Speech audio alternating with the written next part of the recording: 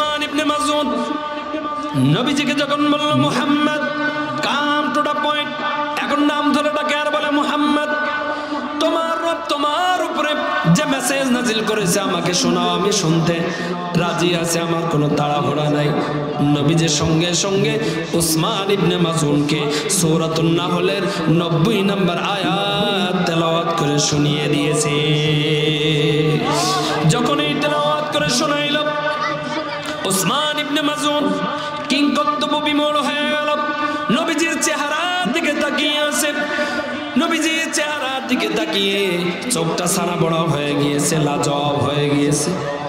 উসমান ইবনে মাযউন নিজেই বলে, আমি ব্যক্তিগতভাবে অনেক লেখাপড়া জানি না, আমি অনেক শিক্ষিত একজন মানুষ, আমি আমার পিছনের মেমোরিটা একটু ঘুরাইলাম, আমি আমার পিছনের লেখাপড়ার এই সময়টাকা গবেষণাগার এই সমস্ত বই পুস্তক সবগুলো আমি একটু নিজে নিজে ঘাটাঘাটি শুরু করে দিলাম। মেমোরিতে ঘাটার পরে লক্ষ্য করে দেখি একটা ডিসিশনে আমি পৌঁছাইলাম, মুহাম্মদ এখন তার রবের যে মেসেজটা শোনাইল, এই রবের মেসেজের ভিতরে যে মজা, আর আমি পিছনে যত ইতিহাস পড়লাম, এত কিছু লেখাপড়া করলাম, বিশ্বাস করো দুনিয়ার মুসলমান, এই মুহাম্মাদের রবের মেসেজের মতো এত মজা আমি কোন জায়গায় পাই না। উসমান ইবনে মাযউন যখন এই কথা বলল, যখন এই নবীজির কণ্ঠ থেকে রবের মেসেজটা শুনল, সূরাতুন নাহলের 90 নম্বর আয়াত তেলাওয়াত যখন শুনলো, উসমান ইবনে মাযউন নবীজির হাতে হাত রেখে বলল, ইয়া রাসূলুল্লাহ, ইয়া হাবিবাল্লাহ, বাপ দাদার কিসসা কাহিনী নাকি আপনি বলেন, আপনি নাকি জাদুকর, আপনি নাকি পাগল। ওগো নবীজি, আমাদের নেতারা, আমাদের যে সমস্ত লিডাররা মাথা মোটা মাথা ফলা বেঈমানেরা, তারা আমাদেরকে ভূগোল বোঝানোর কারণে, এই কারণে আপনার নিকটে আমরা আসতে পারি নাই, নাইলে আমি উসমান ইবনে মাযউন অনেক আগেই আপনার রবের মেসেজ যদি আমার কানে আসতো আর আমি যদি শ্রবণ করতাম, তেলাওয়াত করতাম, তাহলে বাপদাদার কিসসা কাহিনী, বাপদাদার ধর্মকে ডিলিট করে দিয়ে আমি অনেক আগেই ইহদিনাস সিরাতাল মুস্তাকিম, ইসলামের সুশীতল ছায়ায় আমি ঢুকে যাইতাম। সূরাতুন নাহলে 90 নম্বর আয়াত উসমান ইবনে মাযউন শুনলেন একবার, কয়বার? আরো জোরে কয়বার?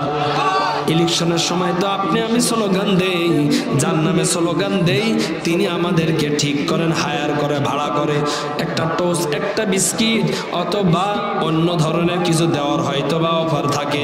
আমি তো রাস্তাটা গরম করি স্লোগান দিতে দিতে। আপনার কাছে জানতে চাই, এই স্লোগানটা দিলে কে সওয়াব হয়? কথা কয় না, সওয়াব হয়, সওয়াব হয়। কিন্তু এটা এমন একটা জায়গা, ওয়ানজালাত আলাইহিমুস সাকিনা, মাঝে সাঝে আমার উপরে বড় বড় একটা পানির টোপ পড়তেছে মাথায় ঘাড়ে, কিন্তু নবীজি বলেন ওয়ানজালাত আলাইহিমুস সাকিনা, সাকিনা বর্ষণ হবে, রহমত বর্ষণ হবে, যেখানে কোরআনের আলোচনা হয়, যেখানে হাদিসের আলোচনা হয়। আপনাদের কাছে জানতে চাই, এই যে সাকিনা নাজিল হয়, সাকিনা নাজিল হয়, রহমত বর্ষণ হয়, এটা কি আপনাদের মনে বিশ্বাস হয়? তাহলে ওয়ানজালাত আলাইহিমুস সাকিনা, নবীজি যখনই উসমান ইবনে মাযউন বলল, ওগো নবীজি, আমাদের নেতারা বলছেন মুহাম্মাদের কাছে যাবে না, এই কারণে আমরা আসি নাই, কিন্তু আজ যখন আপনার রবের মেসেজ আপনার কণ্ঠ থেকে আমার কানে শ্রবণ করলাম, বিশ্বাস করেন আমি নাহু, আমি ফাসাহাত বালাগাত সম্পন্ন সবকিছু আমি লেখা, হায়ার এডুকেটেড সম্পূর্ণ ব্যক্তি, আমি পিএইচডি, আমার ডক্টরেট সবকিছু করা, আমি এমন শিক্ষিত মানুষ, কিন্তু বিশ্বাস করেন কোরআনের ভিতরে আপনার রব যেটা ফাসাহাত বালাগাত দিয়ে এত সুন্দর করে সাজিয়ে দিয়েছে, এটা কখনো কোনোদিন কোনো অবস্থায় কেউ বানাইতে পারে না, কেউ বলতেও পারে না, এটা একমাত্র তিনিই বলতে পারেন। সমগ্র আসমান জমিনের মালিক একজন, তিনি কে? এই সূরাতুন নাহলে 90 নম্বর আয়াত উসমান ইবনে মাযউন একবার শ্রবণ করলেন নবীজির কণ্ঠ থেকে, কয়বার? আরো জোরে কয়বার? একবার। একবার শোনার সাথে সাথে উনি মুসলমান হয়ে গেলেন। তাফসিরে মাঝারির ভিতরে, তাফসিরে দুররে মানসুরের ভিতরে, তাফসিরে ইবনে কাসিরের ভিতরেও পাওয়া যায়। মক্কার ভিতরে একজন নেতা ছিল, একজন লিডার ছিল, আকসাম সাইবি। এই আকসাম সাইবির এক কথায় হাজার হাজার কাফের ইহুদি নাসারা বেঈমান এক জায়গায় বসে যায়, কেননা নেতাটা ছিল সৎ। ওই নেতা বাঁশের বিনিময়ে, রডের বিনিময়ে কখনো কোনো সময় তাদেরকে বাস দেই নাই। ওই নেতা এমন একজন নেতা ছিল, মাননীয় প্রধানমন্ত্রী মহোদয় যখন তিনি প্রধানমন্ত্রী ছিলেন করোনা ভাইরাসের সময়, ওই সময় সেনা কল্যাণের মিলিয়ন মিলিয়ন গ্যালেনকে গ্যালেন তেল দিয়েছিল। মিডিয়া ভাইরাল হয়েছিল। কিছু কুলাঙ্গার নেতা আছে, ওই নেতারা ওই তেলগুলাকে খাটের ভিতরে ঢুকিয়েছিল। কথা বলতে হবে ঠিক না ঠিক? ওই সমস্ত নেতা আমরা চাই না। আমরা তো নেতা চাই একজন, যে নেতা নামাজ পড়বে, যে নেতা নামাজের দাওয়াত দিবে, যে নেতা হজ করবে, যাকাত দিবে, জনগণের জনগণের বাজেট ফাঁকি দিবে না, জনগণের পাবলিক যে টয়লেট ওই টয়লেটও খাবে না। আমরা এমন নেতা চাই কি চাই না? সম্মানিত হাজিরিন, আকসাম সাইবি নবীজিকে বললেন, ইয়া রাসূলুল্লাহ, একবার শুনলাম, শোনার সাথে সাথে মুসলমান হয়ে গেলাম। বিশ্বাস করেন, আমাদের নেতারা যদি ভূগোল না বুঝাইতো, আমাদের নেতারা যদি আমাদেরকে কনভার্ট না করতো, ডাইভার্ট না করতো, আমাদেরকে যদি অন্যভাবে যদি না বুঝাইতো, বিশ্বাস করেন আমাদের যত ভাইরা আছে, অনুসারীরা আছে, প্রত্যেকেই আপনার হাতে হাত রেখে মুসলমান হয়ে যেত। আকসাম সাইবি একজন ধার্মিক নেতা হতে পারে, সে বেধর্মী কাফের ইহুদি নাসারা, কিন্তু আকসাম সাইবির তার নীতি রীতিটা ভালো ছিল। সে জনগণের কখনো কোনোদিন কোনো অবস্থায় বাস দিত না। জনগণ তার দ্বারা কেমনে কিভাবে উপকৃত হয় ওই চিন্তা, ওই টেন্ডেন্সি মাথায় নিয়ে সে চলাফেরা করত। একদিন আকসাম সাইবি বলল, ও আমার অনুসারীরা, তোমরা শুনে না, আমি মক্কার ভিতরে একটা যুবকের বিষয় জেনেছি, শুনেছি, আমি তোমাদেরকে জানাইতে চাই। যুবকটার নাম হলো মুহাম্মদ। এই মুহাম্মদ সে ভালো একটা বংশে, উচ্চ বংশে জন্মগ্রহণ করেছে। মক্কার ভিতরে সকলে তাকে আল আমিন নামে লকব দেয়।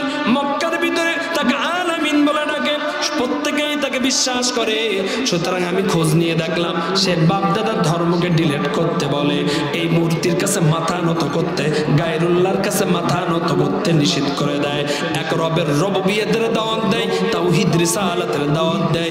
সুতরাং আমি মুহাম্মাদের কাছে যাইব, আর মুহাম্মাদের কাছে যাওয়ার পর আমি দুইটা প্রশ্ন মুহাম্মাদের কাছে করব। শুনে নাও তোমরা, এই দুইটা প্রশ্নের উত্তর মুহাম্মদ যদি দিতে পারে, ওই জায়গায় আমি আকসাম সাইবি মুহাম্মাদের হাতে হাত রেখে আমি নেতা আকসাম সাইবি মুসলমান হতে চাই। এই নিয়ত ভালো না খারাপ? আরে কথা বলতে হবে, ভালো না খারাপ? যখন এই কথা বলল, এই হাজার হাজার অনুসারীর ভিতরে একজন দাঁড়িয়ে বলল, নেতা, আপনার মেমোরি কি ঢিলা নাকি? কি ঢিলা? এটা কথা বলতে হবে, কি ঢিলা? আসলে তো ওই সময় মেমোরি ঢিলা বলি নাই, কিন্তু বর্তমান সময় যেটা বললে আপনারা বুঝবেন ওইটাই কিন্তু বলতেছি। ও নেতা, আপনার কি মেমোরি লুজ নাকি? মেমোরি কি ঢিলা নাকি? আকসাম সাইবি বলল, কেন কেন কেন এমন কথা বলার সাহস হইল কেমনে তোমার? যখন এই কথা বলল, ওই কর্মী বলল, নেতা, যতটুকু জানলাম বুঝলাম, আপনারা এক কথায় হাজার হাজার অনুসারীরা এক জায়গায় হয়, তাহলে প্রমাণ বহন করে মুহাম্মাদের থেকে আপনি জনবলে বেশি। হ্যাঁ, এটা সত্য। মুহাম্মাদের থেকে আপনার ধন সম্পদ বেশি। কয় হ্যাঁ সত্য। মুহাম্মাদের থেকে আপনার শক্তি বেশি। কয় হ্যাঁ সত্য। তাহলে আপনি শক্তিশালী হয়ে একজন দুর্বলের কাছে আপনি কেন যাবেন? বরঞ্চ আপনি দুইজন প্রতিনিধি পাঠিয়ে দেন, আর আপনার ওই প্রশ্নটা তাদের কাছে শিখায়া দেন, আর মুহাম্মাদের কাছে তারা ওই প্রশ্নটা বলবে, মুহাম্মদ যে উত্তরটা দিবে ওই উত্তরটা তারা নিয়ে আসবে। আর আপনার উত্তরের সাথে যদি উত্তর মিলে যায়, আপনি মুহাম্মাদের হাত হাত রেখে মুসলমান হবেন। আমাদের পক্ষ থেকে কোনো বাধা নাই, কোনো বাধা।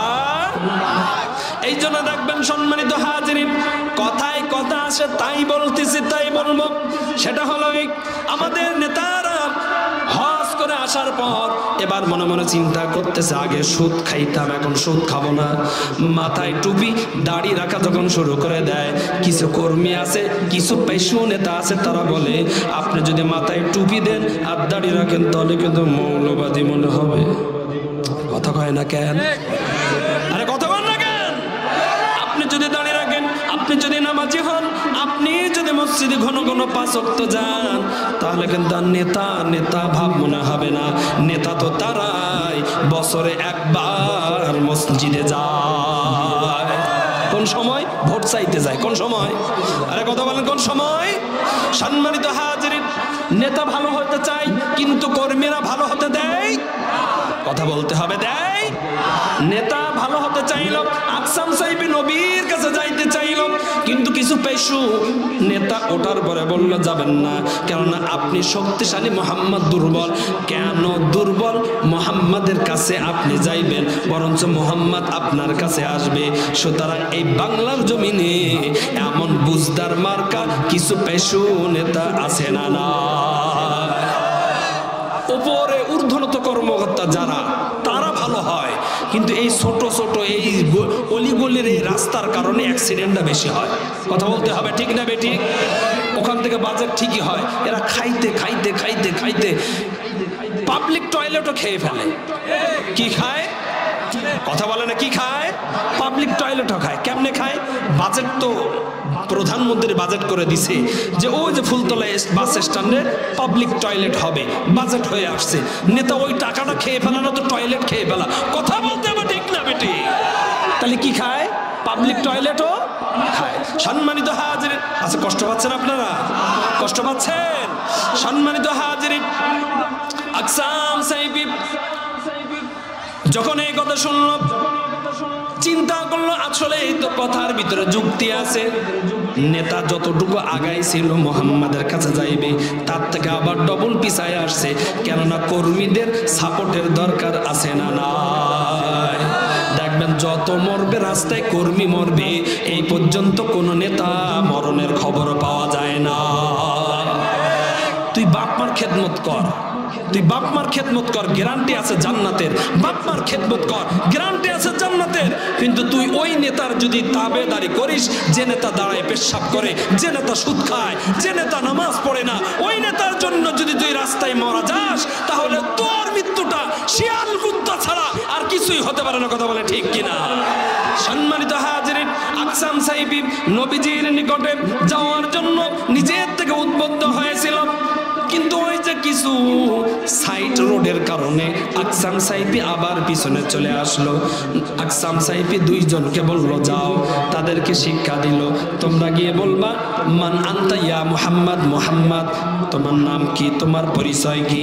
দ্বিতীয় নাম্বার ওয়ামা আনতা ইয়া মুহাম্মদ, মুহাম্মদ তুমি যে দুনিয়াতে আসছো তোমার মিশন কি? এই মিশনটা আমরা জানতে চাই। আমি কুড়িগ্রামবাসীর কাছে জানতে চাই, নবীজির কাছে প্রশ্ন কয়টা? আরো জোরে কয়টা? 2টা প্রশ্ন নিয়ে 2 জন চলে এলাম নবীজি সাহাবা আজমাইনদেরকে নিয়ে। ওই সময় সংখ্যায় কম, সাহাবা আজমাইনগণদেরকে নিয়ে নবীজি তালিম দিচ্ছেন, কোরআনের দর্শ দিচ্ছেন। এই 2 জন কাফের নবীজির কাছে গিয়ে বলতেছে, মুহাম্মদ দূর থেকে আসছি, তাড়াতাড়ি তুমি তোমার কাছে 2টা প্রশ্ন করবা, প্রশ্নের উত্তর দিবা, আবার চলে যাব। আমাদের নেতা, আমাদের লিডার অপেক্ষা করতেছে তোমার 2টা প্রশ্ন উত্তর শোনার জন্য। নবীজির কাছে গিয়ে যখন এই কথা বললাম, নবীজি সাহাবা আজমাইনদের সাথে যে আমলের ভিতরে ছিল, আমল থেকে ফারেক হয়ে ওই 2 জন কাফেরকে বললো, বলো কি প্রশ্ন করবা, কোনো অসুবিধা নাই, আমি মুহাম্মদুর রাসূলুল্লাহ তোমাদের প্রতিটা কথার আমি উত্তর দিতে চাই। এবার বলল মান আনতা ইয়া মুহাম্মদ, ও মুহাম্মদ তোমার পরিচয়টা আমরা একটু জানতে চাই। যখন নবীজির কাছে প্রথম প্রশ্ন করা হলো, সঙ্গে সঙ্গে নবীজি বলল আনা মুহাম্মদ ইবনে আব্দুল্লাহ আতানিয়াল কিতাব ওয়ান নবুওয়া। নবীজি সুন্দরভাবে সংক্ষেপে সুন্দরভাবে তাদের উত্তরটা দিয়ে দিল, আনা মুহাম্মদ ইবনে আব্দুল্লাহ, আমি আব্দুল্লাহর বেটা মুহাম্মদ, আতানিয়াল কিতাব ওয়ান নবুওয়া, রব আমাকে নবী হিসাবে দুনিয়াতে পাঠিয়েছেন। আর শুধুমাত্র তাই নয়, আল্লাহ তাআলা আমাকে একটা মেসেঞ্জার হিসাবে, গাইড হিসাবে, ইহদিনাস সিরাতাল মুস্তাকিম, হেদায়েতের জন্য রাহবার হিসাবে, গাইড হিসাবে আল্লাহ আমার উপরে কোরআন নাজিল করেছে। প্রথম নাম্বার প্রশ্নের উত্তর শোনার সাথে সাথে দ্বিতীয় নাম্বার প্রশ্ন করে বসলো, ওগো মুহাম্মদ, ওমা আনতা ইয়া মুহাম্মদ, মুহাম্মদ কোন মিশন নিয়ে তুমি আসছো, এই মিশনটা একটু জানতে চাই। নবীজির সঙ্গে সঙ্গে সূরাতুন নাহলের 90 নম্বর আয়াত তেলাওয়াত করলো। যখন এই নবীজি তেলাওয়াত করলেন, ওই যে দুইজন কাফের যারা নবীজির কাছে প্রশ্ন করলেন, ওরা কিংকর্তব্য বিমূঢ় হয়ে গেল, চোখটা ছানা বড়া হয়ে গেল, জবানটা হা করে আছে আর বন্ধ করে না, চোখটা যে পলকও পড়ে না, হা করে আছে নবীজির চেহারার দিকে। আর তারা প্রত্যেকে চিন্তা করতেছে, হায় রে শুনলাম তো শুনলাম, কি শুনলাম, এত সুন্দর মজা আমরা জীবনে কোনোদিন পাই না। নারায়ে তাকবীর। সম্মানিত হাজিরিন, তারা কিন্তু কাফের, এখনো মুসলমান হয় নাই। একজন কাফেরের জবান থেকে এমন মন্তব্য বাইর হয়, তারা বলতেছে হায় রে জীবনে কোনোদিন এত মজা পাই নাই, এত মজা পাই নাই। কিন্তু কপাল পড়া আমাদের, আমার বাবা মুসলমান, দাদা মুসলমান, পদ্দাদা মুসলমান, মুসলমানের ঘরে জন্মগ্রহণ করার পরেও যে জায়গায় কোরআন তেলাওয়াত হয়, ওর ভালো লাগা তো দূরের কথা, বিরোধিতা তার থেকে সর্বপ্রথম শুরু হয়ে যায় কি যায় না? যায় কি যায় না? দোষকার কথা বলতে হবে, দোষকার। শুরুতে কোরআনের ভিত তার ভিতরে ঢোকানো হয় নাই, ও নেতার পাল্লায় পড়ে কোরআন হাদিস এটা আছে কি নেই, এটা কোরআন কি কোরআন না, হিতাহিতর জ্ঞান নাই। ও এসে ডাইরেক্ট কোরআনের মাহফিলে এসে জুতা পায়ে দিয়ে এসে, অথবা মসজিদের ভিতরে জুতা পায়ে দিয়ে ঢুকে ওই সমস্ত আলেম ওলামাদেরকে ধরে নিয়ে যায়। একটাই অভাব, তার ভিতরে কোরআনের জ্ঞান নাই। তার ভিতরে যদি কোরআনের জ্ঞান থাকতো, তাহলে কমপক্ষে মাহফিলে এসে বেয়াদবি করার সাহস পেত। দোষকার। আমি কিন্তু শুরুতে বলছি, বারবার রিপিট করব, দোষকার আমার। আজ যদি আমি ভালো হতাম, আমার সন্তানকে যদি ভালো করতাম, আমার মেয়েকে যদি ভালো করতাম, খোদার কসম পেপার পত্রিকা কোনো জায়গায় ইফটিজিং এর শিকার হতো না, 6 বছরের মেয়ে ধর্ষিত হতো না। আমার সন্তানকে আমি সন্তান না বানিয়ে শয়তান জন্ম দিয়েছি এবং কুলাঙ্গার জন্ম দিয়েছি, যে কারণে আমার সন্তান 6 বছর ছোট্ট, তার বোনের থেকেও, বোনের মেয়ে সমান, তার সাথেও অপকর্ম করতে বিন্দু মাত্র দ্বিধাবোধ করে। ওটা জানোয়ার ছাড়া মানুষ হতে পারে? সম্মানিত হাজিরিন, নবীজির কণ্ঠ থেকে কোরআন তেলাওয়াত শোনার পরে এই দুইজন কেমন যেন কিংকর্তব্য বিমূঢ় হয়ে গেল। কিছু সময় পর তাদের যখন নীরবতা ভাঙলো, একজন আরেকজনকে বলে, মজা লাগছে নাকি? আর ও বলল, আবার জিগায় মজা লাগে নাই মানে, এত মজা আমার জীবনে কোনো জায়গায় পাই না। এবার একজন আরেকজনকে বলতেছে, মোহাম্মদকে বল না, নবীকে বল না, যে নবী যে জন্য আরেকবার তেলাওয়াত করে, বলেন না আল্লাহু আকবার। ওই দুইজনের একজন বলেন, ইয়া রাসূলুল্লাহ, ইয়া হাবিবাল্লাহ, আপনার রবের মেসেজটা আরেকবার আমরা শুনতে চাই। নবীজি আবার তেলাওয়াত করলেন। তাফসীরে ইবনে কাসিরের ভিতরে পাওয়া যায়, তাফসীরে দুররে মানসুরের ভিতরে পাওয়া যায়, তাফসীরে জিলালুল ফিল কোরআনের ভিতরে পাওয়া যায়, যত তাফসীর এই আয়াতের শানে নুজুলের ভিতরে পাওয়া যায়, তাফসীর ইবনে আব্বাসের ভিতরেও নবীজি একের পর এক বলতে, বারবার বলতে বলতে এমন একটা পর্যায়ে চলে আসছে, ওই দুইজন কাফের এই সূরাতুন নাহলের 90 নম্বর আয়াত শ্রবণ করতে করতে তাদের মুখস্থ হয়ে গিয়েছে। অনেকে আছে, আমি যদি বলি, চাচা আপনি আলিফ বাতা চেনেন কিনা? বল না, চিনি না।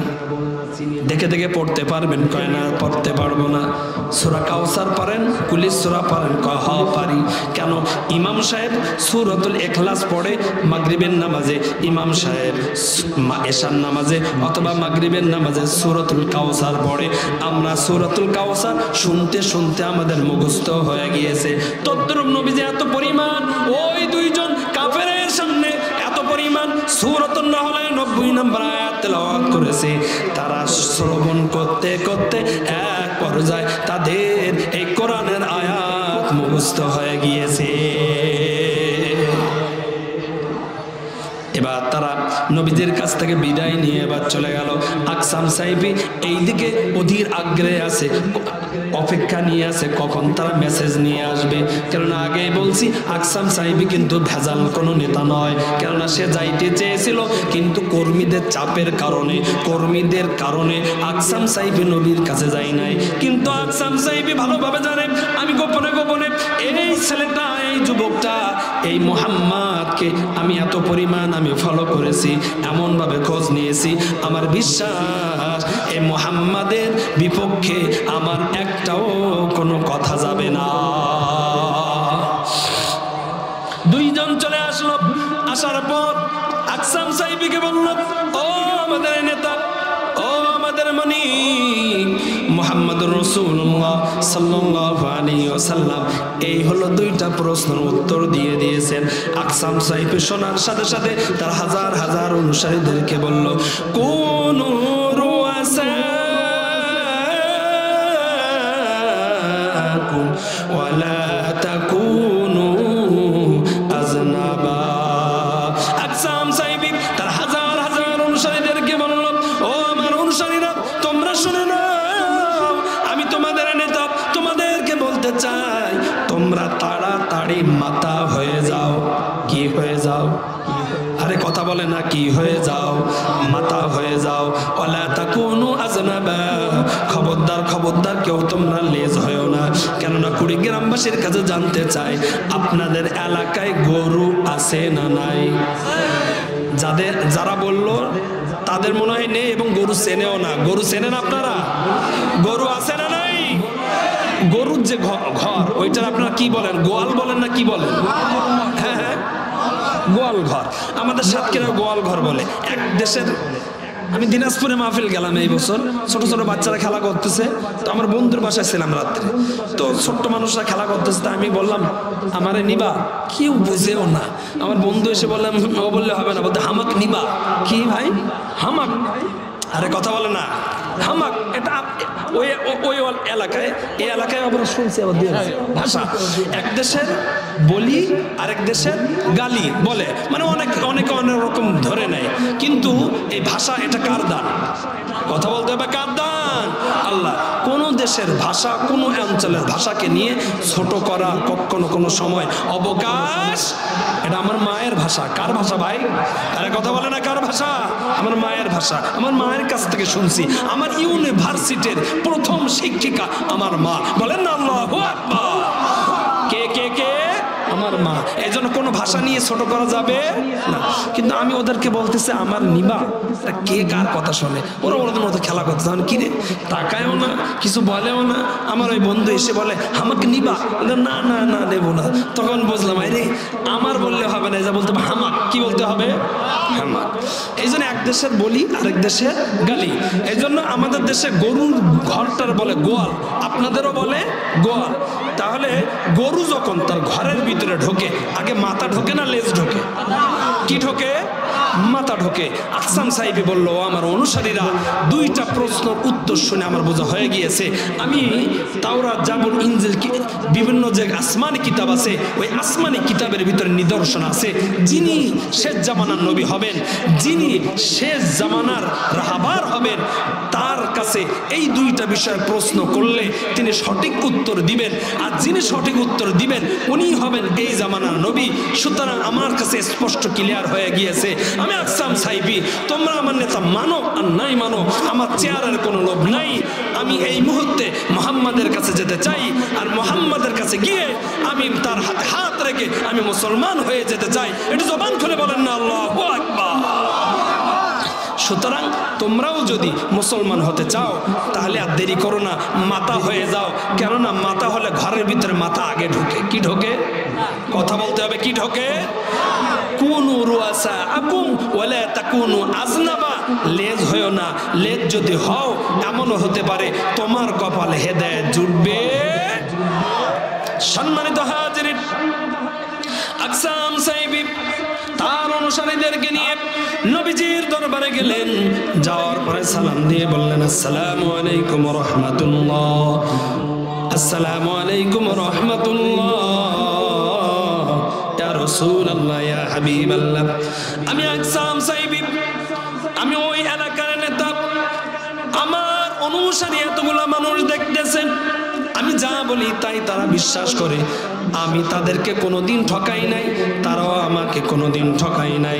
সুতরাং আমি তাদের নেতা, লিডার।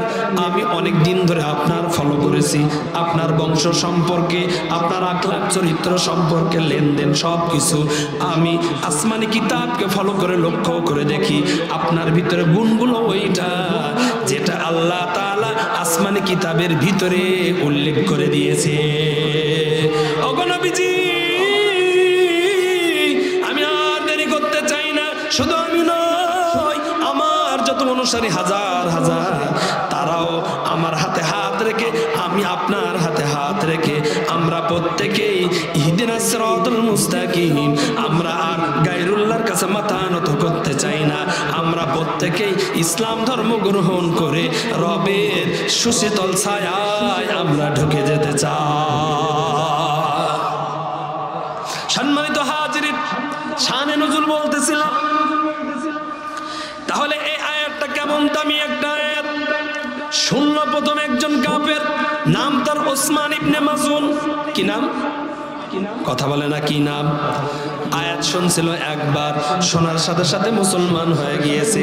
আর এইদিকে আকসাম সাইফির অনুসারী দুইজন গিয়েছিল নবীজির কাছে, আর এই আয়াতটা এত পরিমাণ শুনছে, শোনার সাথে সাথে তাদের মুখস্থ হয়ে গিয়েছিল।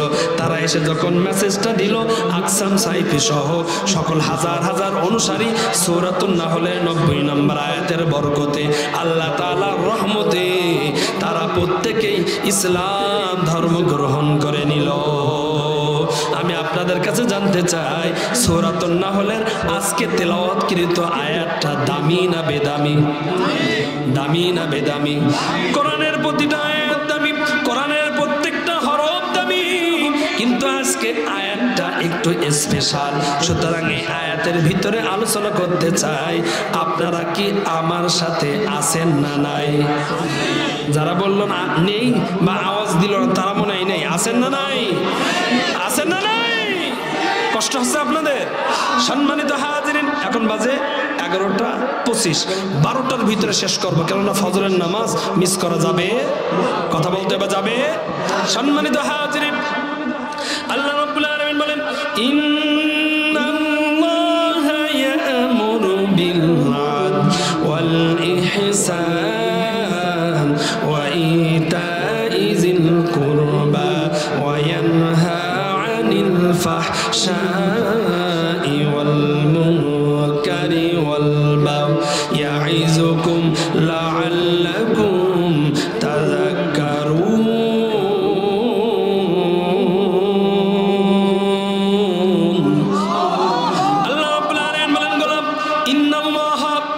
নিশ্চয় আমি আল্লাহ তাআলা ইয়া'মুরু, আদেশ করলাম তোমাদেরকে, আমি আদেশ করলাম, আমি আল্লাহ তাআলা বিচারক হয়ে, আমি আল্লাহ রব্বুল আলামিন অভিভাবক হয়ে আমি তোমাদেরকে বললাম, ইন্নাল্লাহা ইয়া'মুরু বিল আদল। তোমরা সমাজের ভিতরে যারা নেতা আছো, সমাজের ভিতরে যারা অভিভাবক আছো, তোমরা প্রত্যেকেই ওই সমাজের ভিতরে ন্যায় ইনসাফ ভিত্তিক বিচার ফায়সালা শুরু করে দাও। কথা কার? এটা জবান খুলে বলেন না, কথা কার?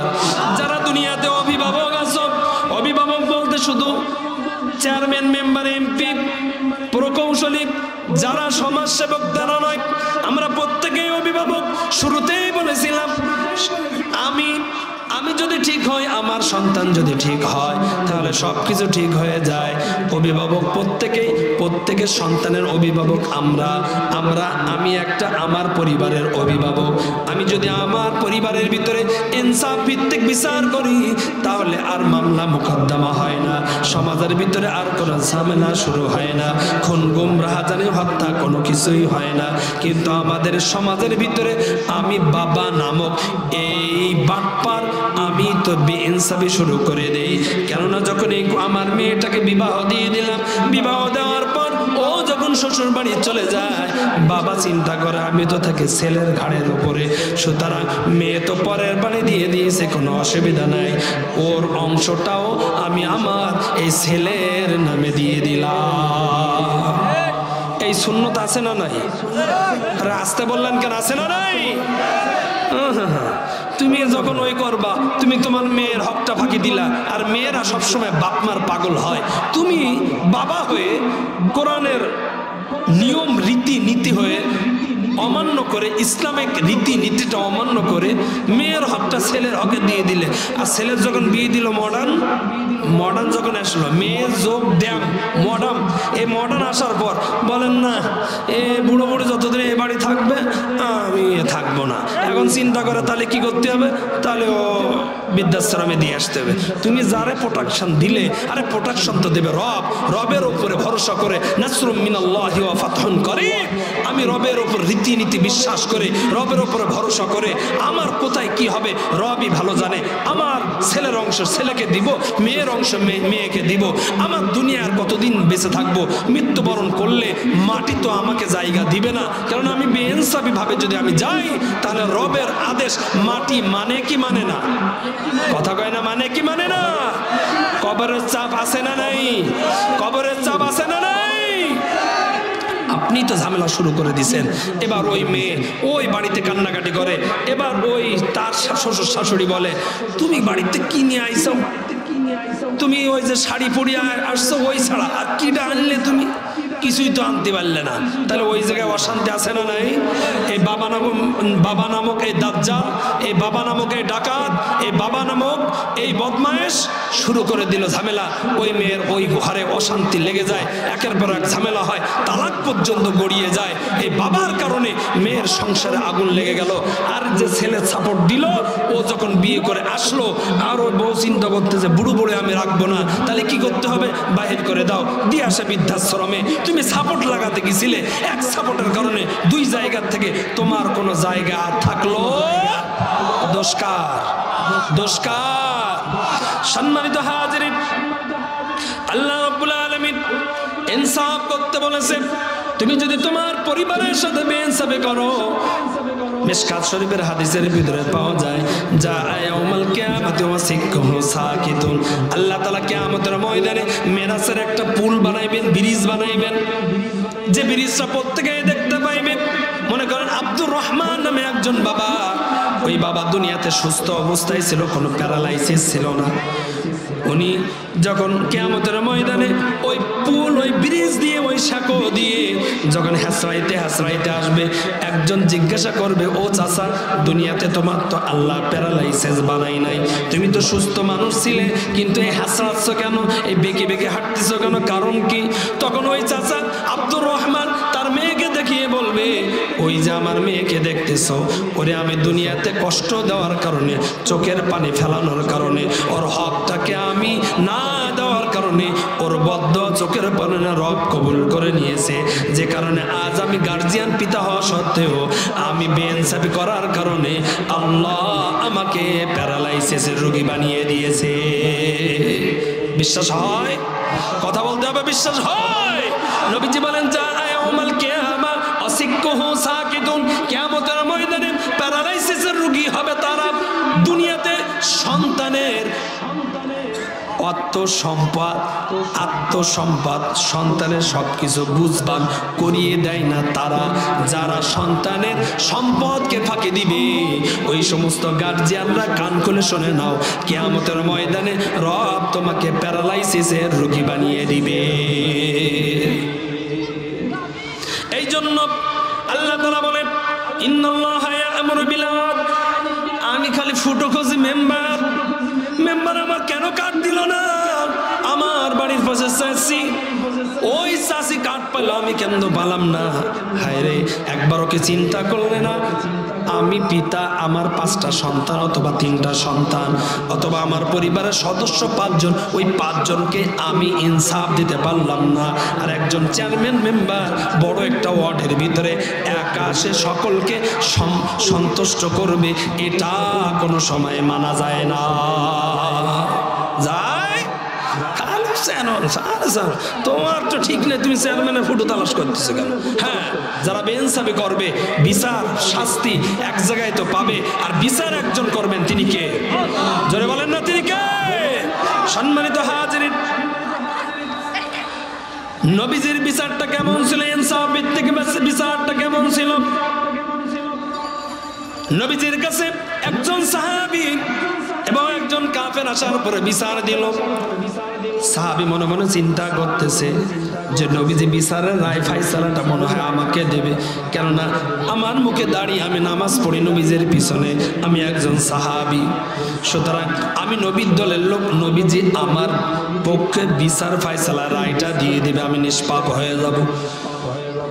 নবীজির কাছে যখন গেল, নবীজি সব কিছু জানলো বুঝলো, জানার পর রায়টা যখন ওই কাফেরের উপরে দিয়ে দিল, ওই মুনাফিক সাহাবীর পছন্দ হলো না। ওই মুনাফিক সাহাবী ওই জায়গা থেকে সরে গিয়ে ওই কাফেরকে বলল, এই রায় আমার পছন্দ হয় নাই। একটু জবান খুলে বলেন না নাউজুবিল্লাহ। তাহলে কি করতে হবে? চলো ওমরের কাছে যাই, ওমর সুন্দর বিচার করে। মনে লাগে ভয়, না জানি কি হয়। ওমরের কাছে যাওয়ার পর ওমর ফারুক রাদিয়াল্লাহু তাআলা আনহু উনি ঘরের ভিতরে আছেন। ওই সাহাবী আসার পরে বলল, ওমর কোথায় তুমি ভাই? বলল, ঘরের ভিতরে আছি, কাজ করতেছে। কি করতে হবে বলো? কয়, নবীর দরবারে গিয়েছিলাম বিচারের জন্য, কিন্তু নবীর বিচার ফাইসালা করেছে আমার পছন্দ হয় নাই। এই কথা শুনতে দেরি ওমর ফারুক রাদিয়াল্লাহু তাআলা আনহু বললেন, আচ্ছা তুই দাঁড়া, তোর আমি ইনসাফ ভিত্তিক বিচার করে দিচ্ছি। নবীজি বিচার করতে পারি নাই, ইনসাফ ভিত্তিক নবীজি বিচার করে নাই, আর তুই সাহাবী হয়ে আর এই বিচারটা তুই মেনে নিস নাই।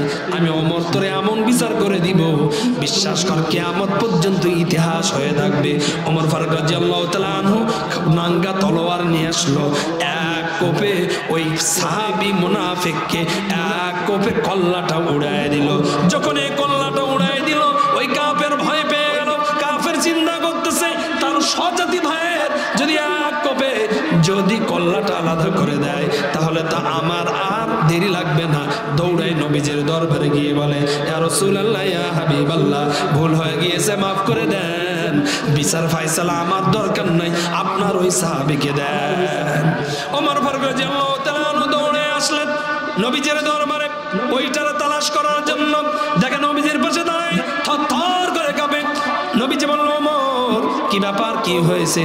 ওমর ফারুক রাদিয়াল্লাহু তাআলা বললেন, ইয়া রাসূলুল্লাহ, ইয়া হাবিবাল্লাহ, আপনি বিচার ফায়সালা করে দিয়েছেন, ওই মুনাফিকের এই বিচার ফায়সালা পছন্দ হয় নাই, আমার কাছে গিয়েছিল বিচার ফায়সালা নেওয়ার জন্য। আমার কাছে যেটা ভালো মনে হয়েছে ওইটাই আমি বিচার করে দিয়েছি, চিরতরে ওরে জাহান্নামে পাঠিয়ে দিয়েছি। যখন এই কথা বলল, নবীজি বলল, শুনে না ও আমার সাহাবীরা, ওমর যেটা করেছে, ওমরের কাজের উপরে আমার রব সন্তুষ্ট হয়ে গিয়েছে। সম্মানিত হাজিরিন, নবীজির বিচার ফায়সালা কেমন ছিল আমি আপনাদের কোরআনের আয়াত দিয়ে একটু নমুনা দেখাইতে চাই। আবু বকর সিদ্দিক রাদিয়াল্লাহু তাআলা আনহু উনি দৈনন্দিন বাড়ি থেকে মসজিদে নববীতে নামাজের জন্য যায়। প্রতিমধ্যে একজন ইহুদি নাসরা বেঈমান কাফের আবু বকর সিদ্দিক রাদিয়াল্লাহু তাআলা আনহুকে ইফতিজিং করে। আবু বকর সিদ্দিক রাদিয়াল্লাহু তাআলা আনহু আবু বকর সিদ্দিক রাদিয়াল্লাহু তাআলা আনহু কিছুই বলে না, কিছুই বলে না। আবু বকর সিদ্দিক রাদিয়াল্লাহু তাআলা আনহু দৈনন্দিন নামাজ পড়তে যায়, আর ওই কাফের ইহুদি নাসরা বেঈমান আবু বকর সিদ্দিক রাদিয়াল্লাহু তাআলা আনহুকে উত্তপ্ত করে।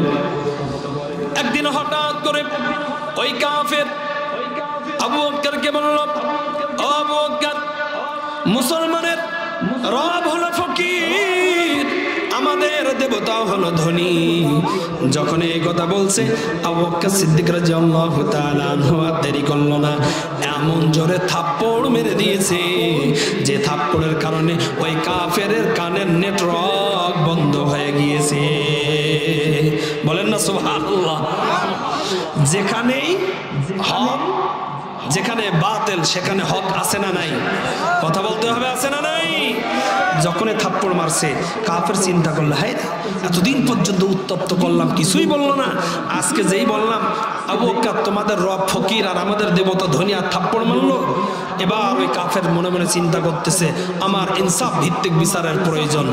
একে 2 নাম্বার করছে, আবার ইনসাফ ভিত্তিক বিচার চায়। ও কানের ভিতরে হাত দিয়ে, কারণ নেটওয়ার্ক বন্ধ হয়ে গেছে। দেখবেন রেডিও আগের আমলের, এখন তার রেডিওটিও পাওয়া যায় না। দেখবেন চ্যানেল যখন লাগে না ও করে কি করে না, যখন আরেকটা চ্যানেলের সাথে লাগে না তখন পো করে কি করে না। ও কানের ভিতরে হাত দিয়ে দৌড়ে নবীজির কাছে আসছে। নবীজি নিজের আপন কাজের ভিতরে ব্যতিব্যস্ত ছিল। আসার পরে বলল, মুহাম্মদ তোমার কাছে আসলাম ইনসাফ ভিত্তিক বিচার নেওয়ার জন্য, পাওয়ার জন্য।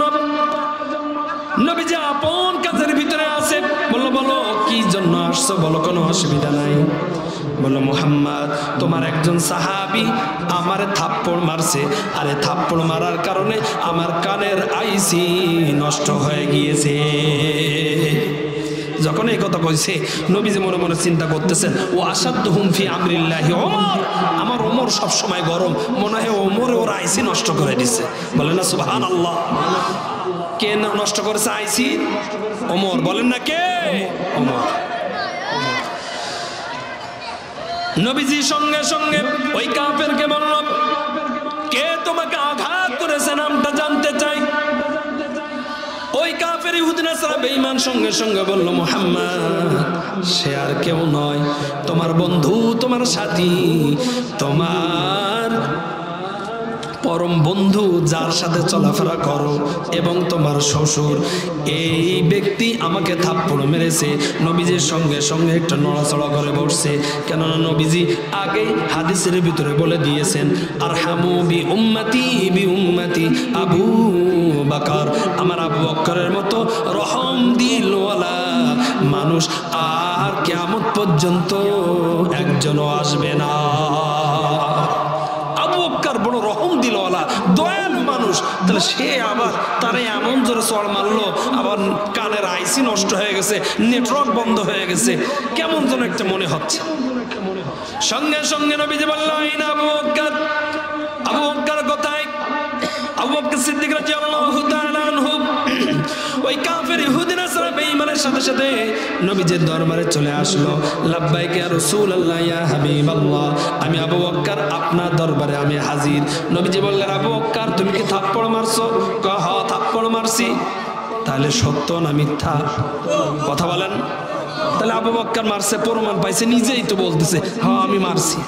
নবীজি বললেন, আবু বকর কেন মারছো, কি কারণে মারছো? আবু বকর বলল, ইয়া রাসূলুল্লাহ, ইয়া হাবিবাল্লাহ, দৈনন্দিন আমি বাড়ির থেকে নামাজের জন্য যাই, আরে বদমাইশ ইহুদি নাসারা বেঈমান এমন একটা জায়গায় দাঁড়িয়ে থাকে যেখানে আর কেউ কাউকে পাওয়া যায় না, কেউ থাকে না।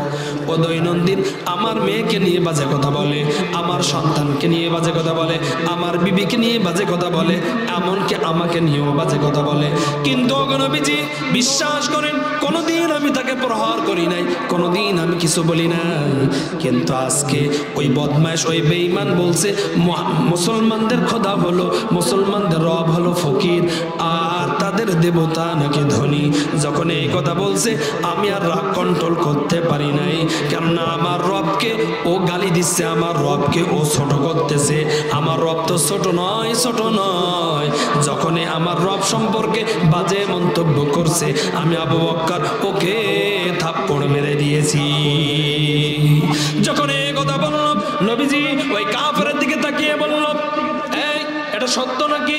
সঙ্গে সঙ্গে ওই কাফের দাঁড়িয়ে বলল, লা তুজ্জার কসম খেয়ে বলি, ওগো মুহাম্মদ, আমি আবু বকরের সাথে এই ব্যাপারে আমার কোনো কথাই হই নাই। একটু জবান খুলে বলা যাবে কি নাউজুবিল্লাহ? আরে আবু বকরের সাথে এই ব্যাপারে কথাই হই নাই, আবু বকর মিথ্যা কথা বলতেছে। যখন এই কথা বলল, নবীজি আবু বকরের দিকে তাকিয়ে বলে, আবু বকর তুমি ইসলামের রীতিনীতি সম্পর্কে ভালোভাবে জানো, বাদী বিবাদের ভিতরে কেউ যদি কসম খায় তাহলে সাক্ষ্য দেখাইতে হয়, সাক্ষী দেখাতে হয়। আবু বকর তোমার সাক্ষী দেখাতে হবে। তুমি যদি সাক্ষী না দেখাইতে পারো আবু বকর, তাহলে বিচারের ফায়সালা কিন্তু ওই কাফেরের উপরে চলে যাবে। আবু বকর সঙ্গে সঙ্গে বলল, ইয়া রাসূলুল্লাহ, ইয়া হাবিবাল্লাহ, আমি আবু বকর কি মিথ্যা কথা বলতেছি নাকি? আমার উপরে কি আপনার বিশ্বাস নাই? যখন এই কথা বলল নবীজি বলল, আবু বকর, আল্লাহ তাআলা তোমাকে সিদ্দিক উপাধি দিয়েছে, তুমি সত্যবাদী। আসমানের নিচে জমিনের উপরে তোমার মতন সত্যবাদী আর একজন না, একজন হবেও না। কিন্তু শুনে নাও আবু বকর, এখানে বিচার ফায়সালা ইসলামে যেটা বলছে ওইটাই মানতে হবে। তুমি দোষী না বেদোষী এটা দেখার কোনো বিষয় নাই। তুমি যদি সাক্ষী না দেখাইতে পারো, তুমি আমার দল করো কি করো না, তুমি কোন দল করো এটা দেখার বিষয় না। তুমি দোষী না নির্দোষ এটাও দেখার কোনো বিষয় না। সাক্ষী যদি না দেখাইতে পারো তাহলে বিচার চলে যাবে ওই কাফেরের উপরে। আবু বকর সিদ্দিক রাদিয়াল্লাহু তাআলা আনহু নবীজিকে বললেন, ইয়া রাসূলুল্লাহ, ইয়া হাবিবাল্লাহ, এটা এমন একটা জায়গায় হয়েছে, এমন জায়গায় এই কাজটা হয়েছে, তার আশপাশে কোনো বাড়ি ঘর নাই, কেউ ছিল না। সুতরাং আমি আবু বকর আপনার কাছে আমি সাক্ষ্য দেখাইতে পারবো না। নবীজি এখন দেখে আবু বকর সাক্ষী দেখাইতে পারতেছে না। ইসলামের রীতি নীতি অনুযায়ী এখন বিচার ফায়সালা দিয়ে দিতে হয় কাফেরের উপরে। কাফেরকে বলল, দেখ তোরে আবু বকর যে হাত দিয়ে যে কানে মারছে, তুইও ওই হাত দিয়ে ওই কানে আবু বকরকে থাপ্পড় মার। আমি আপনাদের কাছে জানতে চাই, এই বিচার ফায়সালাটা কি ঠিক হয়েছে? আরে কথা কন না কেন, ঠিক হয়েছে? আসলে কি আবু বকর দোষী না নির্দোষ? দোষী না নির্দোষ? কিন্তু কি দেখাতে পারি নাই? সাক্ষী দেখাইতে পারি নাই। কিন্তু বর্তমান সময় আমাদের এমনও হয়েছে ধর্ষণ করে সেঞ্চুরি করছে। কি করছে? কথা বলতে হবে, কি করছে? প্রকাশ্য ধরাও খাইছে যে অপকর্ম করছে, খারাপ কাজ করছে, দুর্নীতি করছে, মিডিয়া দেখায়ওছে। তারপরেও দল করার কারণে, দলীয় সাপোর্টের কারণে, টাকার কারণে, মামু খালুর কারণে তারা জেল থেকে বাইর হয়ে যায়। এমনকি হাতে ঈদ মোবারক লেখা থাকে, মেহেদি দেওয়া থাকে। কিন্তু আমাদের আলেম ওলামারা যারা হাদিসের দর্শ দেয়, যাদের একটা কথায় লক্ষ লক্ষ মানুষ জামাত হয়ে যায়, তাদেরকে ওই নির্দোষ ব্যক্তিদেরকে তাদের টাকা না থাকার কারণে, ক্ষমতা না থাকার কারণে তাদেরকে ওই জেলের ভিতরে ঢুকিয়েছে। কথা বলে ঠিক কিনা? সুতরাং দল করার কারণে কিছু মানুষ বেঁচে গিয়েছে, পাওয়ারে হোক যেভাবে হোক বেঁচে গিয়েছে। কিন্তু নবীজি বলেন, আবু বকর তা বললে হবে না, তুমি আমার দল করো, আল্লাহর দল করো, এ দেখা বিষয় না। তুমি যদি সাক্ষী দেখাইতে পারো তাহলে তোমার উপরে ফায়সালা যাবে। আর তুমি যদি সাক্ষী দেখাইতে না পারো আবু বকর, তুমি রেডি হয়ে যাও, তোমারও কানের নেটওয়ার্ক বন্ধ হয়ে যাবে।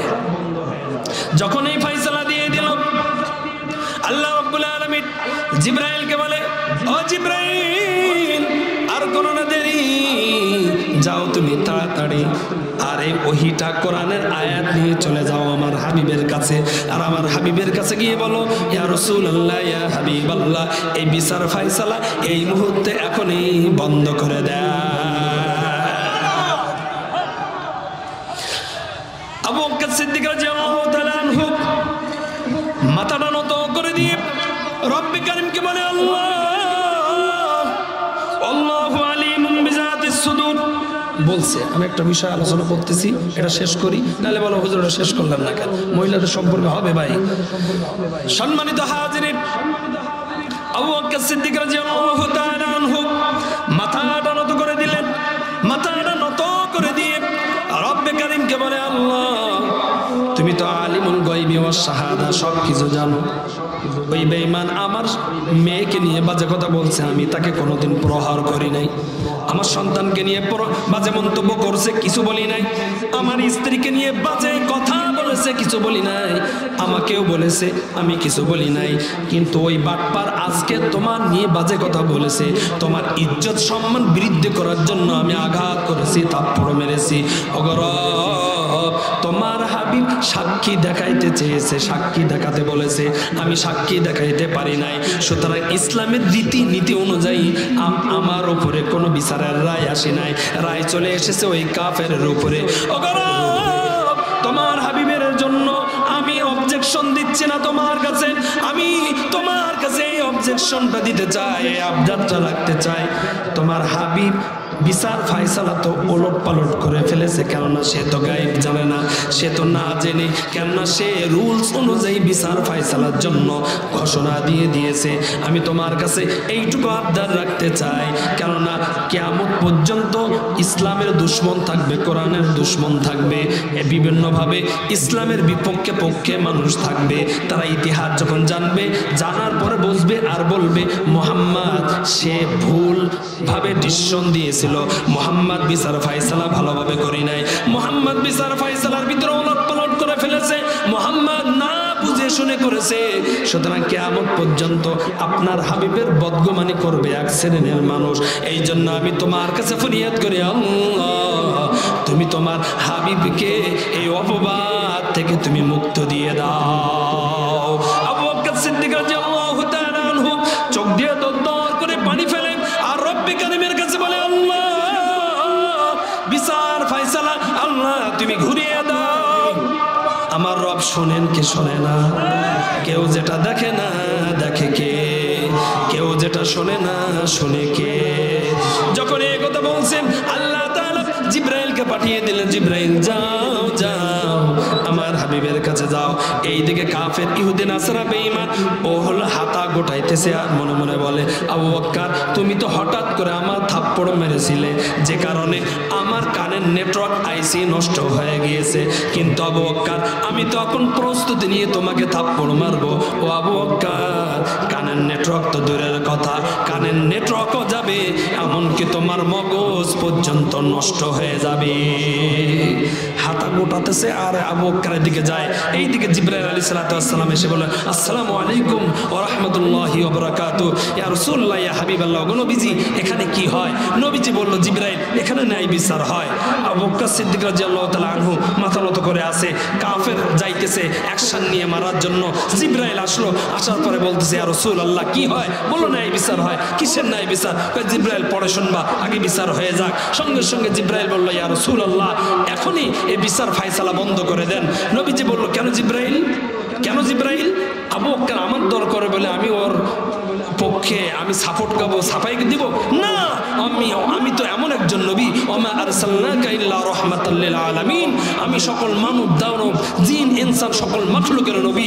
সুতরাং শুধু আবু বকর আমার দলের আমার লোক, তাই বলে সাপোর্ট করব আমি অমন নবী নয়। সুতরাং আবু বকর দোষী, তার শাস্তি নিতেই হবে। সঙ্গে সঙ্গে জিবরাইল বলল, ইয়া রাসূলুল্লাহ এটা আমার নির্দেশ নয়, স্বয়ং আল্লাহ তাআলা আমাকে বলে পাঠিয়েছে, আপনি এখনই এই বিচার ফায়সালাটা এখনই বন্ধ করে দেন। এটা জবান খুলে বলেন না আল্লাহু আকবার। নবীজি বললেন, জিবরাইল বিচার ফায়সালা বন্ধ করতে বলেছে রব, ঠিক আছে বন্ধ করব। কেন? এটাও আমার বলতে হবে, নাইলে ওই কাফের আমার নিয়ে বিভিন্নভাবে বদনাম শুরু করে দিবে।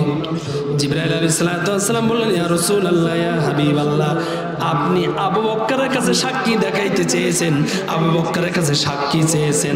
আল্লাহ রাব্বুল আলামিন দেখেন, দুনিয়ার কোনো মানুষ আমার আবু বকরের জন্য সাক্ষী হয় নাই, দুনিয়ার কোনো মানুষ আমার আবু বকরের জন্য দাঁড়াই নাই। কেননা যে জায়গায় হয়েছে দুনিয়ার কোনো মানুষ দেখি নাই, যে কারণে কেউ সাক্ষী হিসেবে দাঁড়ায় নাই।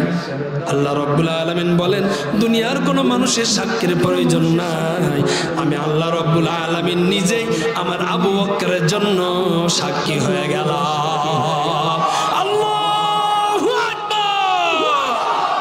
সম্মানিত হাজিরিন, জিবরাইল আলাইহিস সালাম নবীজির কাছে ওহী নাযিল করলেন, আল্লাহ তাআলার বার্তাটা পাঠিয়ে দিলেন। আল্লাহ রাব্বুল আলামিন সূরাতুল আলী ইমরানের 181 নম্বর আয়াত নাযিল করলেন, লাকাদ সামিআল্লাহু কাওলাল্লাযীনা ক্বালু ইন্নাল্লাহা ফাকীরু ওয়া নাহনু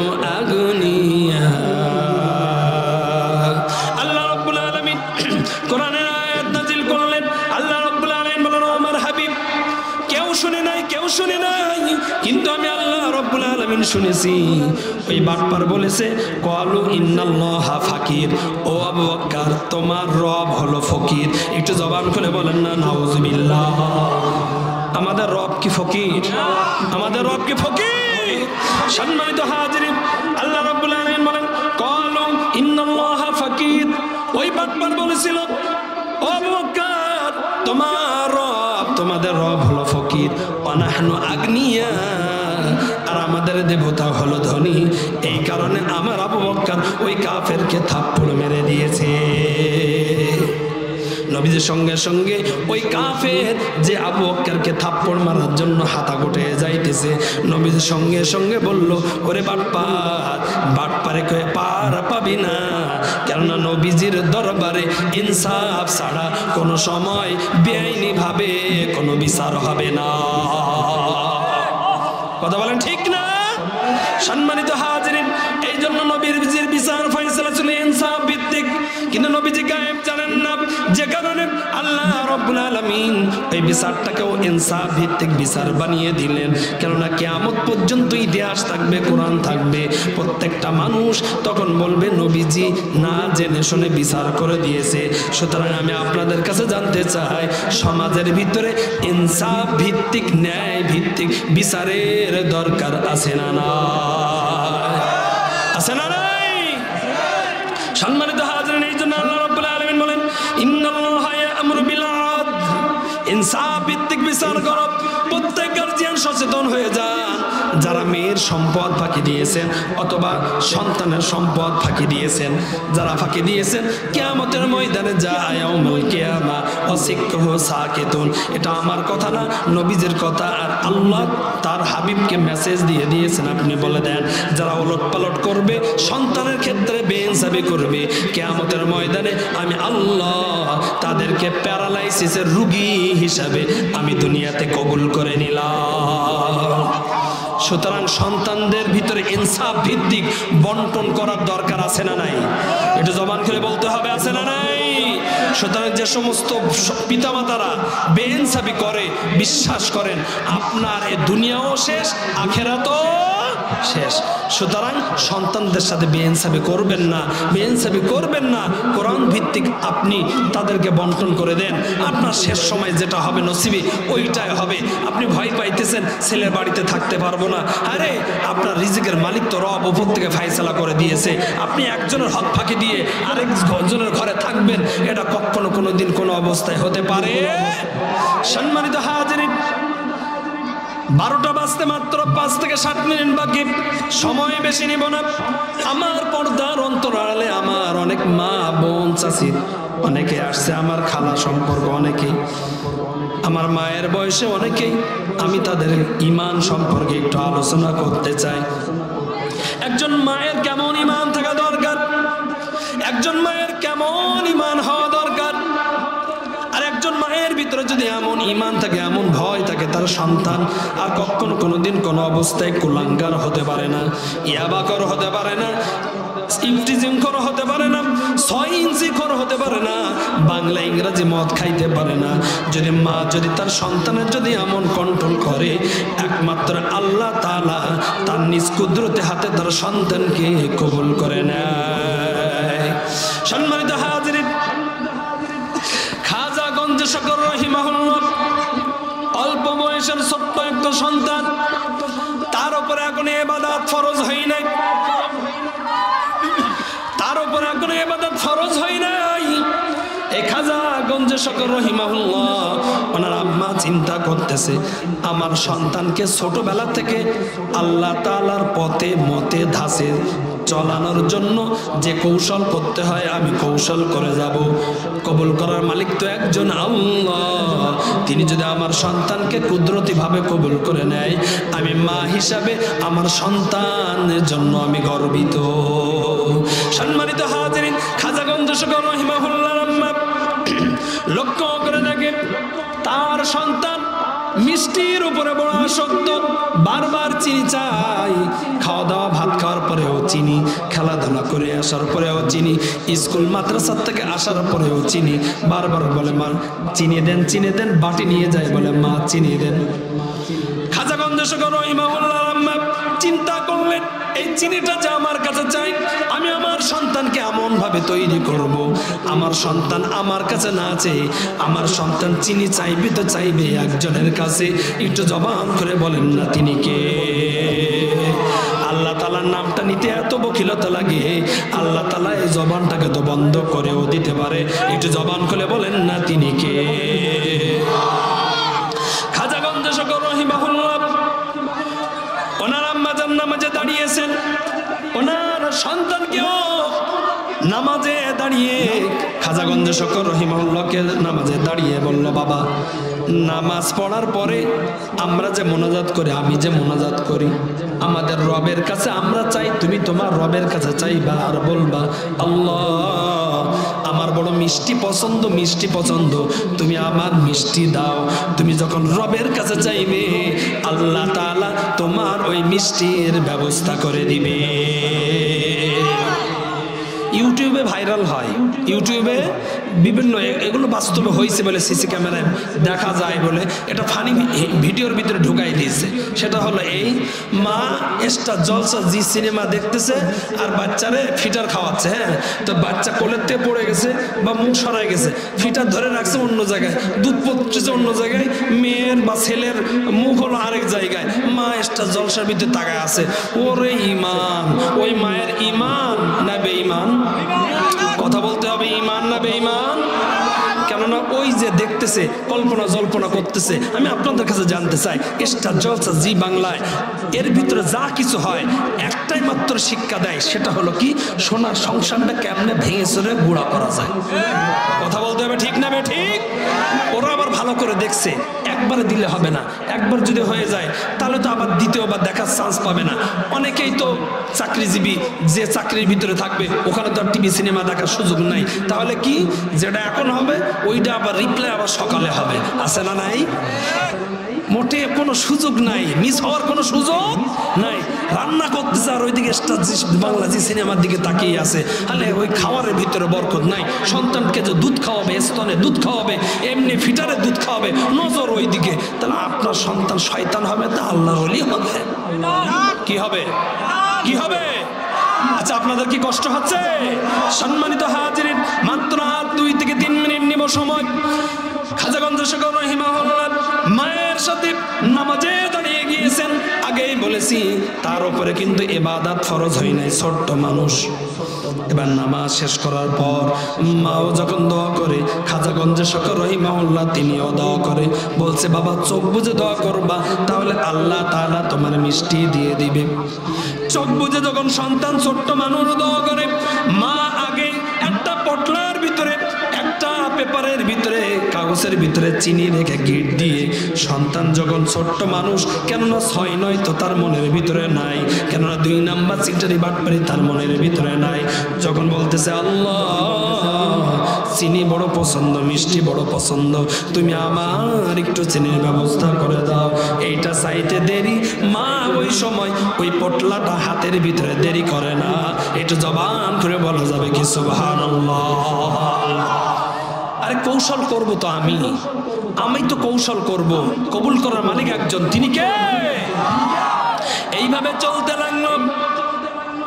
খাজা গঞ্জে শেখ রহিমাহুল্লাহ আম্মা জান শহরে একটা কাজের জন্য গেল, মনে নাই সন্তান যে দৈনন্দিন নামাজ পড়ে চিনি চায় রবের কাছে, মায়ের মনে নাই, গঞ্জে শেখ রহিমাহুল্লাহর মায়ের মনে নাই। হঠাৎ করে যখন নামাজের সময় হয়ে গিয়েছে তখন চিন্তা করতেছে, আল্লাহ প্রতিদিন আমি আমার সন্তানকে আমার সাথে কৌশলে নামাজে দাঁড় করাই, দোয়ার ভিতরে তোমার কাছে চাইতে হয়, তোমার কাছে সহযোগিতা চাইতে হয়, সাহায্য চাইতে হয়।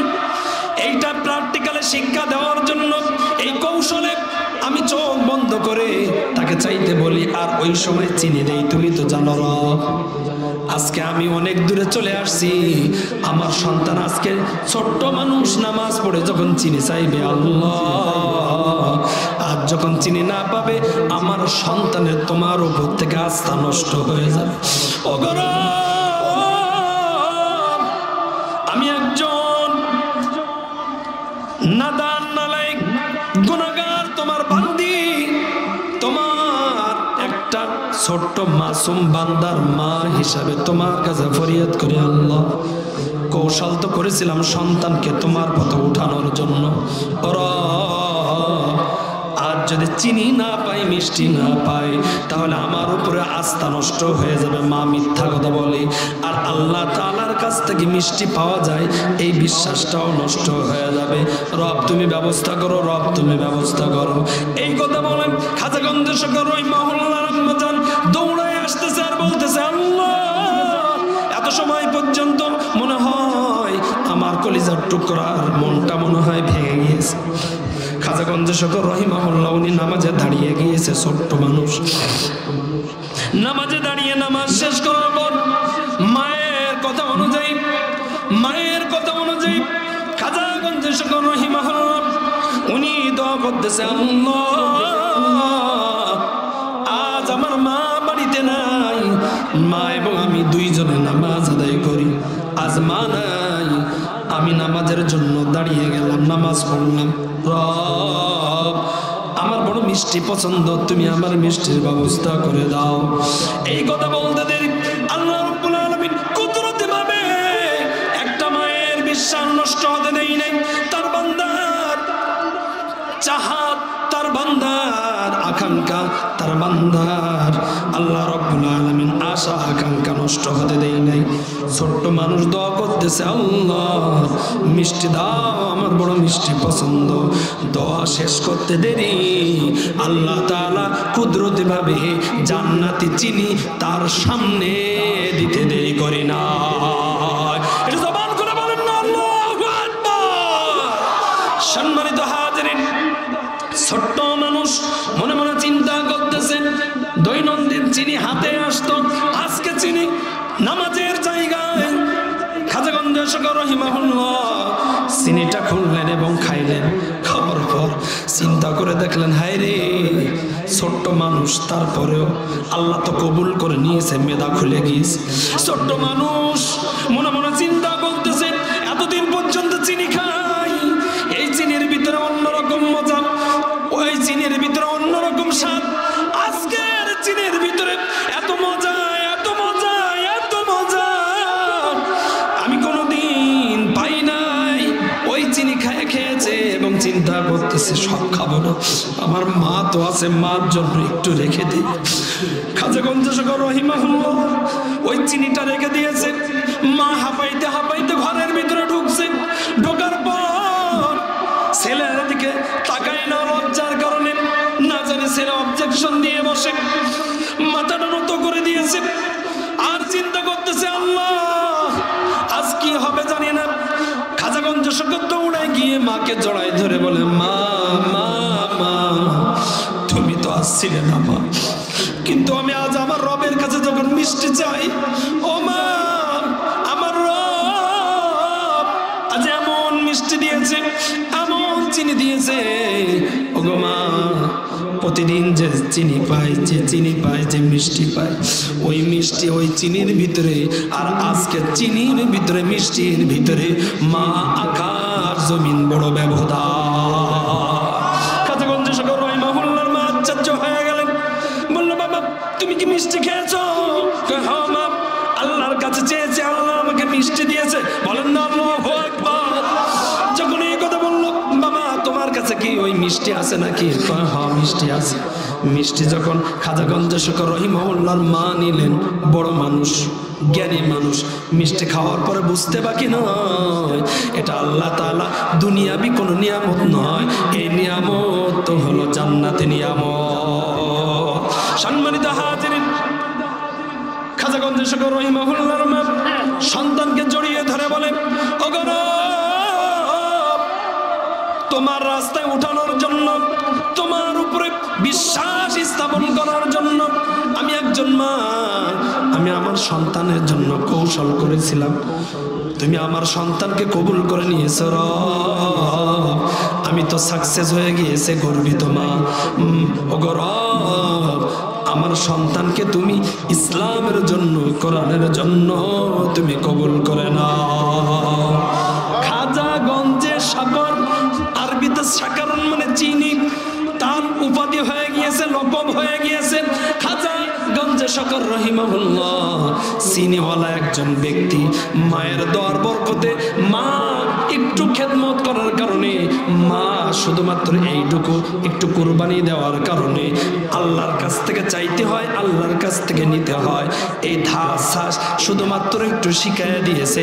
আমি আপনাদের কাছে জানতে চাই, কবুল করার মালিক তো একজন, তিনি কে? পর্দার অন্তরালে আমার মা বোনরা আছেন, আপনারা দেখতেছেন, আপনাদের পায়ে হাত ধরে বলি, স্টার জলসা দেখবেন, ওই অনুপাতে আগাইবেন, আপনার সংসার আর সংসার থাকবে না, সব কিছু তছনছ হয়ে যাবে।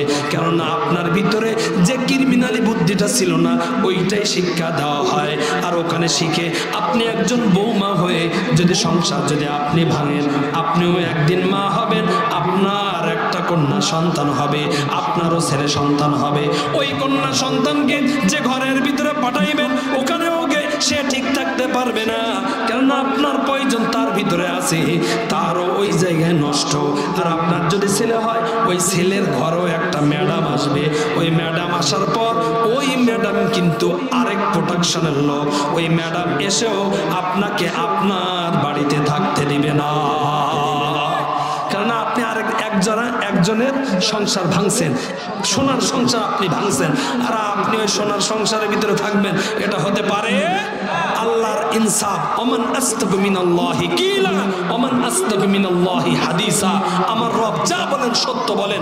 আমার রব কখনো কোনোদিন কোনো অবস্থায় কোনো ওয়াদার ভিতরে বরখেলাপ করেন না। সুতরাং এটা আপনাদের বিশ্বাস হয় কি হয় না? সুতরাং আপনি যতটুকু পানিতে নামবেন, আপনার কাপড় ততটুকু ভিজবে। মা বোনদেরকে বলবো, স্টার জলসা আপনি বাদ দেন, সিনেমা নাটক বাদ দেন। আপনার সন্তানকে আদর্শবান যদি করতে চান, সর্বপ্রথম ভূমিকা হলো আপনার। শিক্ষককে, মাদ্রাসাকে দোষারোপ করে লাভ নাই, টিচারকে দোষারোপ করে লাভ নাই। আরে আপনি আপনার সন্তানকে তো ঠিক করতে পারেন না, টিচার শিক্ষক তারা কেমনে ঠিক করবে? সুতরাং শুরুর ইউনিভার্সিটির টিচার আপনি, মাদ্রাসার টিচার আপনি, স্কুল কলেজের টিচার, শুরুর টিচার হলো আপনি। আর আপনি যদি আপনার সন্তানকে খাজা গঞ্জে সাগর রহিমাহুল্লাহর মতো ওই ধাসে সাসে যদি ঢুকাই দেন, বিশ্বাস করেন রব যদি একবার কুদরতে হাতে আপনার সন্তানকে কবুল করে নেয়, তাহলে আপনার আর কোনো চিন্তা। আল্লাহ তাআলা যেন এমন প্রতিটা ঘরে ঘরে এমন সন্তান এবং এমন মা আল্লাহ তাআলা যেন দান করে। একটু জবান খুলে বলেন আমিন, আরো জোরে বলেন না আমিন। তাহলে আজকে আমি আপনাদেরকে একটু মেসেজ দিছি, সেটা হলো এই যে আপনার সন্তান, মোহতারামের কথা অনুযায়ী আপনার সন্তান যখন দুনিয়াতে আসবে, প্রথম আপনার কাজ হলো সন্তানের ডান কানে আজান, বাম কানে ইকামত, তারপরে সুন্দর নাম রাখা, তারপরে আকিকা রাখা, তারপরে আপনার সন্তান যখন একটু বুঝতে হবে, আলিফ বা তা সা চিনবে, অ ক খ এ বি সি ডি জানবে, তখন সর্বপ্রথম ইসলামের ধাসে সাসে ভিত স্থাপন করার জন্য মাদ্রাসায় দিয়ে দিবেন। রাজি আছেন যারা? দুই হাত তুলে দেখাবেন তারা। নারায়ে তাকবীর। তারপরে আপনার সন্তানকে ইঞ্জিনিয়ার বানান, প্রকৌশলী বানান, ডাক্তার বানান। ইঞ্জিনিয়ার যখন বানাবেন, বিশ্বাস করেন ধর্মীয় জ্ঞান, রবের ভয়, জাহান্নামের ভয় থাকার কারণে ও বাঁশের রডের জায়গায় বাঁশ আর দিবে। যখন সে ইঞ্জিনিয়ার হবে, প্রকৌশলী হবে, তখন সিমেন্ট মাটির যেটার প্রয়োজন, সিমেন্ট মাটির যেটা দেওয়ার দরকার, ওইটাই দিবে। ওখানে আর কম দেবে না। ভূমিকম্প আসলে বিল্ডিং নড়াচড়া করবে না, আর টাইম আসার আগে খসে খসে পড়বে না। তার ভিতরে যদি আল্লাহর ভয় থাকে এবং সে যদি ডাক্তার হয়, বিশ্বাস করেন সে আমানতের সহিত, সে এটা ইবাদত মনে করে, সে যখন রুগীকে দেখবে মনে করবে রব আমাকে দায়িত্ব দিয়েছেন, এটাও আমার জন্য বড় ইবাদত মনে করে যখন করবে, বিশ্বাস করেন 100% রোগ ধরে নির্ণয় করে ঔষধ দিবে, এটা ট্রিটমেন্ট, ওটা ট্রিটমেন্ট, এটা করো সেটা করো, এই ভংসং আর করবে না। কেন? ভয় তো রবের উপরে আছে। ডাক্তাররা জেনে বুঝে শুনেও কমিশন খাওয়ার জন্য তারা কিন্তু এইটা করে। কেননা লেখাপড়া শিখতে গিয়ে অনেক খরচ হয়ে গিয়েছে, পড়তে গিয়ে ভর্তি হতে গেলে 20 লাখ, এত লাখ, প্রাইভেটে ভর্তি হতে গেলে এত লাখ দিতে লাগছে। সুতরাং আবার কোম্পানিগুলো আছে একের পর এক গুতাগুতি করে, চাপাচাপি করে। প্রেসক্রিপশন দেওয়ার পর ওইটা আবার ছবি তোলে ওপরে পাঠায়, দেখেন এই কোম্পানি দেই নেই, এটা দেই নেই, ওটা দেই নেই, ওপর থেকে চাপ, নানান চাপের কারণে ডাক্তাররাও বাধ্য হয়ে যায়। সুতরাং তার ভিতরে যদি রবের ভয় থাকে, সে কাউকে ভয় করবে না, কাউকে তোয়াক্কা করবে না, ইবাদত মনে করে সে যখন ট্রিটমেন্ট দিবে, ভরসা রবের উপরে যখনই করবে, সুস্থ করা মালিক একজন, তিনি কে? যারা বলেন না তিনি কে? তাহলে সন্তানকে মাদ্রাসা দেওয়ার পর বিভিন্ন সাইটে দিবেন, কোনো অসুবিধা নেই। সন্তানকে যখন বিয়ের উপযুক্ত হয়ে যাবে, নাবালেগ হয়ে যাবে, বিয়ের উপযুক্ত যখন হয়ে যাবে, দেরি করবেন না ভাই, বর্তমান সময়টা ভালো না, দেরি করবেন না, তাড়াতাড়ি বিয়ে দিবেন। কিন্তু পাত্রী নির্বাচন করার ক্ষেত্রে নবীজি বলছেন, মালিহা ওয়ালি হাসাবিহা ওয়ালি জামালিহা ফাসফির বিজাতিদ দ্বীন। যদি দেখো সুন্দর কেমন, সুন্দর যদি হয় আলহামদুলিল্লাহ, নবীজি বলছেন মাল দেখো, সম্পদ যদি থাকে আলহামদুলিল্লাহ, বংশ দেখো, বংশ ভালো আলহামদুলিল্লাহ, এগুলো আছে।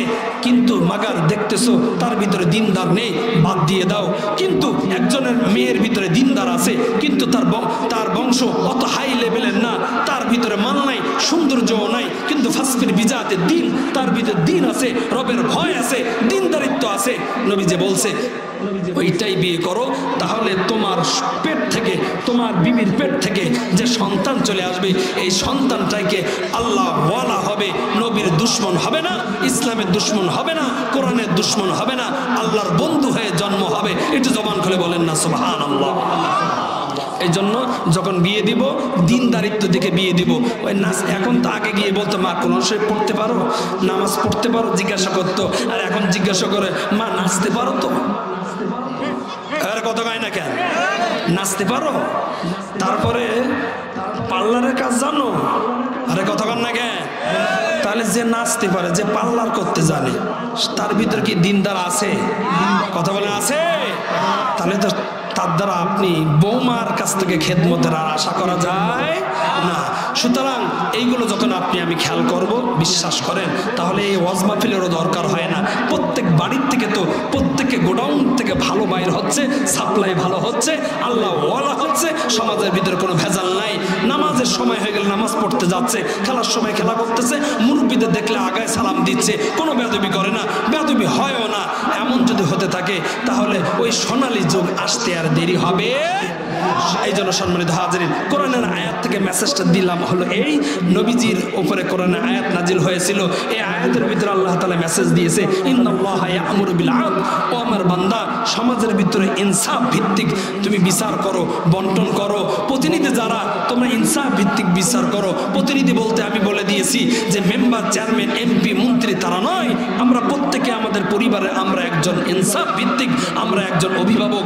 আমরা যদি সর্বপ্রথম আমার বাড়ির থেকে ইনসাফ ভিত্তিক বন্টন শুরু করে দেই, ইনসাফ ভিত্তিক বিচার করা শুরু করে দেই, খোদার কসম সমাজের ভিতরে আর কোনো অশান্তি থাকবে। আল্লাহ তাআলা যেন সর্বপ্রথম আমাকে এবং আপনাদেরকে সকলকে, আল্লাহ তাআলা যে আলোচনাগুলো করলাম সেই মাগরিব থেকে এই পর্যন্ত গভীর রজনীতে 12টা 15 বাজে, আল্লাহ তাআলা এই আলোচনা আমাকে, আপনাদেরকে সকলকে, পর্দার অন্তরালে যে সমস্ত মা বোনে আছে সকলকে আল্লাহ তাআলা যেন আমল করার তৌফিক দান করে। সকলে বলে আমিন। বিশেষ করে এই মাদ্রাসা সানাউল্লাহ নুরানি ও হাফিজিয়া মাদ্রাসা, এই মাদ্রাসাটাকে আল্লাহ তাআলা কিয়ামত পর্যন্ত দ্বীনের মারকাজ হিসেবে রব যেন কবুল করে নেয়। একটু জবান খুলে বলেন আমিন।